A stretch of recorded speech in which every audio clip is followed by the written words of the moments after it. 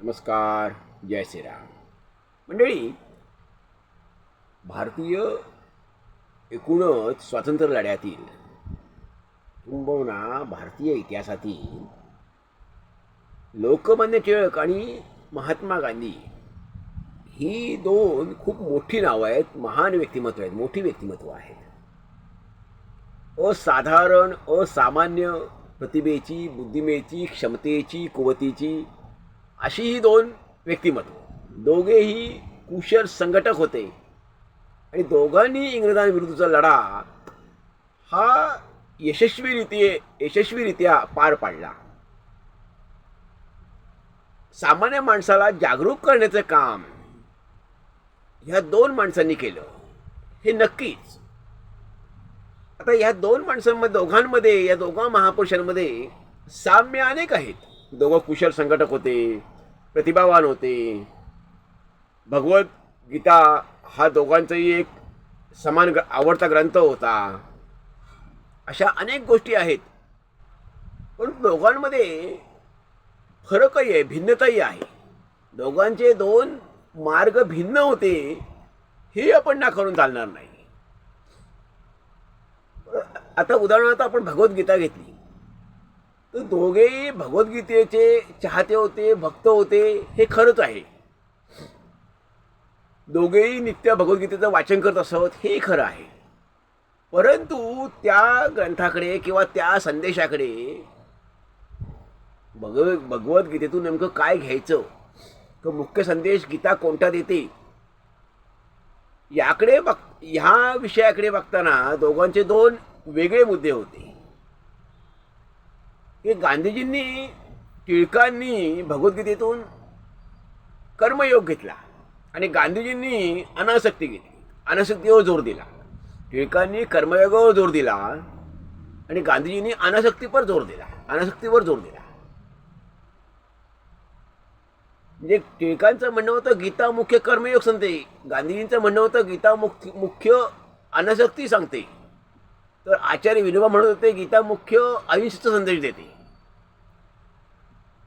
आता दुसरे मुद्दे आहेत की अहिंसेचा जेव्हा विषय येतो तेव्हा गांधीजींना अहिंसा ही सार्वजनिक जीवनातही, व्यक्तिगत जीवनात आणि सार्वजनिक जीवनातही अहिंसा गांधीजींना स्वीकारार्ह होती, गरजेची वाटत होती. टिळकांचं असं नव्हतं. टिळकही गीतेने अहिंसेचा महिमा गायलेला आहे. भगवद्गीतेमध्ये एक प्रकरण खास अहिंसेवर आहे आणि अहिंसा सर्वोच्च गुण म्हणून भगवद्गीतेने गौरविला आहे. मग लोकमान्य टिळकांचं असं म्हणणं होतं की व्यक्तिगत जीवनात अहिंसा माणसाला प्रिय असावी, अहिंसेसारखा श्रेष्ठ धर्म नाही. पण ते व्यक्तिगत जीवनात, सार्वजनिक जीवन जेव्हा येतं तिथे अहिंसा फार उपयोगाची नाही, तिथे असं लोकमान्य टिळकांचं म्हणणं होतं. मग गांधींचं म्हणणं मात्र असं होतं, व्यक्तिगत जीवनात अहिंसा जशी प्रिय आहे, अनुकरणीय आहे, तशी ती सार्वजनिक जीवनातही अनुकरणीय असावी. आणि हा संदेश गांधीजींनी आयुष्यभर दिला. म्हणजे असे अनेक मुद्दे होते लोकमान्य टिळक आणि गांधीजींचे. दोघांची दोन वेगळी मतं होती. आता हे जरी असलं दोघांमधले एक मुख्य फरक जर आपण लक्षात घेतला की टिळकांवरही राजद्रोहाचा खटला दाखल केला होता इंग्रजांनी. टिळकांना त्यासाठी 6 वर्षे शिक्षा फरमावली होती, ठोठावली होती. टिळक नंतर मंडळाच्या तुरुंगात गेले होते. तिथे त्यांनी त्याच काळात गीता रहस्य ग्रंथ लिहिला होता. टिळकांची शिक्षा फरमावली गेली, ठोठावली गेली, तो टिळकांची भूमिका काय होती? तर टिळकांनी ती त्यांच्यावर जो आरोप केला होता सरकारने, इंग्रज सरकारने राजद्रोहाचा, तो टिळकांनी अमान्य केला होता. टिळकांना शिक्षा अमान्य होती. टिळक म्हणाले मी कोणताही गुन्हा केलेला नाही, त्यामुळे मी ही शिक्षा स्वीकारत नाही. तुमचा आरोप हा चुकीचा आहे, त्यामुळे तुम्ही केलेली शिक्षा मला मान्य नाही, ती अमान्य आहे. ह्या उलट गांधीजींचा आहे की गांधीजींना 10 मार्च 1922 रोजी अहमदाबादच्या जिल्हा न्यायालयात हजर करण्यात आलं. तर त्या न्यायाधीशांनी गांधीजींवर राजद्रोहाचा, टिळकांसारखाच राजद्रोहाचा खटला दाखल केला आणि गांधीजींनी सांगितलं, तुमच्यावरील आरोप, राजद्रोहाचा आरोप सिद्ध झालेला आहे. तुम्ही इंग्रज सरकारविषयी सामान्य भारतीयाच्या मनात, भारतीय जनतेच्या मनात रोष निर्माण करता, अप्रीती निर्माण करता आणि हा राजद्रोह आहे. हा राजद्रोह आहे. त्यामुळे हा आरोप सिद्ध झालेला आहे. थोडक्यात आजच्या भाषेत सांगायचं झालं तर सरकारविरुद्ध तुम्ही लोकांची मनं भडकवीत आहात, असं ते न्यायाधीशांनी सांगितलं. यावर गांधीजी म्हणाले, त्यानिमित्ताने सरकारने सांगितलं असं की हा आरोप तुम्हाला मान्य आहे का? गांधीजी म्हणाले, होय, हा आरोप मला मान्य आहे आणि मी हे काम परत परत करणार आहे, पुन्हा पुन्हा करणार आहे. जुलमी इंग्रज सरकारच्या विरोधात सामान्य भारतीय नागरिकाच्या मनामध्ये, प्रजेच्या मनामध्ये रोष निर्माण करण्याचं काम, अप्रीती निर्माण करण्याचं काम मी पुन्हा पुन्हा करणार आहे. मग न्यायाधीश म्हणाले की हा तुम्हाला गुन्हा मान्यच आहे, तर तुम्हाला मी आता शिक्षा फरमावित आहे.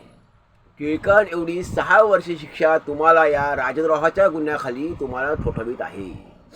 गांधीजी म्हणाले, मी हे काम परत परत करणार आहे, त्यामुळे तुम्ही वेळ वाया दवडू नका. तुमचा जो बहुमूल्य हा कामकाजाचा, न्यायालयीन कामकाजाचा बहुमूल्य वेळ आहे, तो वाया दवडू नये. माझी विनंती आहे की हा मी गुन्हा केलेला आहे, हा गुन्हा मी परत परत करणार आहे. की हा जो तुमच्या मते राजद्रोह आहे, जुलमी इंग्रज सरकारच्या विरोधात, इंग्रजी शासनाच्या विरोधात सामान्य भारतीयाच्या मनात रोष निर्माण करण्याचं काम मी पुन्हा पुन्हा करणार आहे. त्यामुळे तुम्ही मला लवकरात लवकर शिक्षा ठोठवावी. मग कोर्टाने त्यांना 6 वर्षी शिक्षा दिली, ठोठावली गांधीजींना या राजद्रोहाच्या खटल्याखाली, आरोपाखाली. गांधीजी म्हणाले, ही शिक्षा मला मान्य आहे, कारण मी गुन्हा केलेला आहे आणि हा गुन्हा, तुमच्या मते हा गुन्हा आहे, तो मी केलेला आहे आणि तो परत परत करणार आहे. त्यामुळे ही तुम्ही दिलेली शिक्षा मला मान्य आहे, मी ती शिक्षा स्वीकारत आहे. तर असा या दोघांमध्ये फरक होता. अर्थात त्यानंतर गांधीजी आजारी झाले, 22 साली अटक झाले, त्यांना तुरुंगात टाकलं राजद्रोहाच्या आरोपाखाली आणि त्यानंतर ते 2 वर्ष तुरुंगात होते आणि 24 साली त्यांना अपेंडिक्स झाला, पोटदुखी झाली. म्हणून त्यांना जनतेचा रोष आणखी निर्माण होऊ नये म्हणून त्यांना सोडून देण्यात आलं. 2 वर्षानंतर त्यांना सोडून देण्यात आलं 1924 साली. पण हा लोकमत टिळकांच्या गांधीजीतला हा एक मोठा फरक होता की टिळकांनी सांगितलं की मला गुन्हा मान्य नाही आहे, तुमचा आरोप हा मान्य नाही आहे, मी गुन्हा केलेला नाही आहे, त्यामुळे मी शिक्षा ही स्वीकारत नाही. आणि ह्या उलट गांधीजींनी सांगितलं की मी गुन्हा केलेला आहे, त्यामुळे आपण वेळ वाया दवडू नये, मग लवकरात लवकर आपण शिक्षा ठोठवावी. हा दोघांमधला फरक आहे. मंडळी, असं जरी असलं, हे दोघेही महापुरुष एकमेकांविषयी अतिशय आदर बाळगणारे, प्रेमभावना जोपासणारे, एकमेकाची परस्परांची मनं जाणणारे, हृदय जाणणारे आणि हृदय जिंकणारे आणि हृदय जोडणारे असे हे दोन्ही महापुरुष होते. अर्थात हे दोन्ही महान व्यक्तिमत्व प्रतिभावान होती, बुद्धिमान होती, कुशाग्र होती, हे सत्य आहे. त्यांचं स्थान आपल्या स्वातंत्र्य लढ्यातील आणि भारतीय इतिहासातील स्थान हे अनन्यसाधारण आहे आणि ते असंच राहणार आहे. त्यामुळे व्यक्तिमत्वामध्ये फरक हा असणारच, कारण व्यक्तित्व प्रकृती म्हणूनच आहे. आणि असं असल्यामुळेच हे वेगवेगळे मार्ग हे असल्यामुळेच एक कुठलंही मोठं काम किंवा मोठी कामं निर्माण होत असतात, मोठी कामं तडीत जात असतात, पूर्णत्वात जात असतात. आणि सामान्य माणसाला ह्यांच्या वेगळ्या विचार करण्याच्या पद्धतीमुळे, वेगळ्या आचारांच्या पद्धतीमुळे प्रेरणा मिळत असते. एक वेगळी विचार करण्याची, वेगळा विचार करण्याची प्रेरणा मिळत असते. आणि वेगवेगळे विचार सामान्य माणसाला कळत असतात, समजत असतात, स्फुरत असतात. त्यामुळे सामान्य माणसाला या महापुरुषांकडून, महापुरुषांच्या भिन्न भिन्न मतांमधून, आचारांमधून प्रेरणाच मिळत राहते. ही प्रेरणा सामान्य माणसाला, समाजाला, राष्ट्राला, देशाला नक्कीच पुढे नेणारी असते. मंडळी, तर आपलं काय मत आहे आपण जरूर ऐकायला द्यावा. धन्यवाद. जय हिंद, जय भारत.